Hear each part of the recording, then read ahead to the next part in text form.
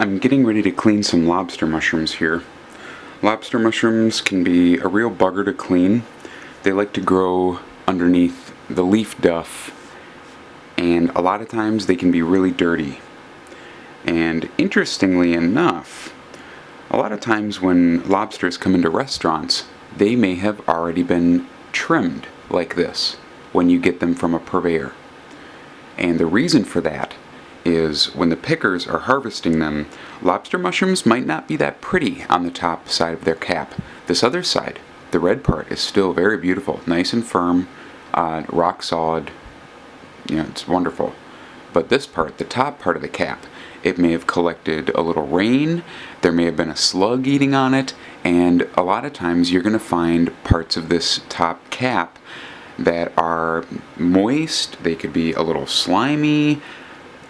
They're not that pretty sometimes. So to make it look like they're not ripping people off, pickers are going to trim these. So what I like to do when I get them home, at the restaurant I'll do it in a triple sink.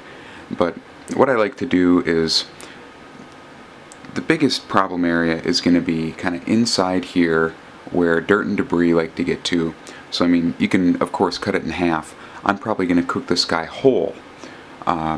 So he's been a little dry. He's been in the fridge for a little bit. So I'm just going to get him a little wet, just to loosen up some of that dirt. And then I'll go in with a paring knife and just kind of scrape out the dirt that I can see. And again, if they're really dry, you really want to get them a little moist, maybe with a damp cloth or something to loosen that dirt up.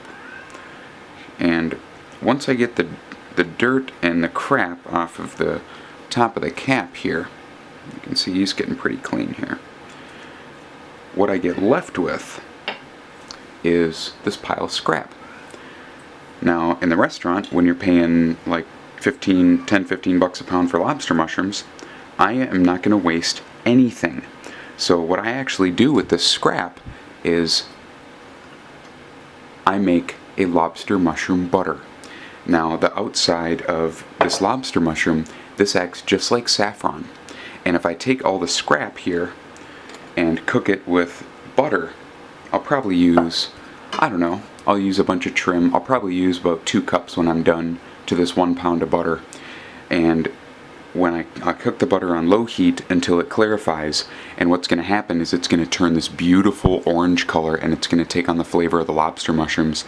Then I'm going to strain it through cheesecloth, and it'll remove any dirt or any debris or anything, and it's going to taste like lobster mushrooms. And then I'll actually cook the lobster mushrooms in their own lobster mushroom flavored butter. It's a wonderful trick. I also use it to make a lobster mushroom hollandaise.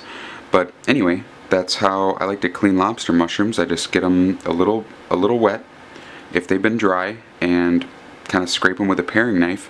A brush really isn't going to do a lot to it. I like to use a knife that's sharp to scrape it.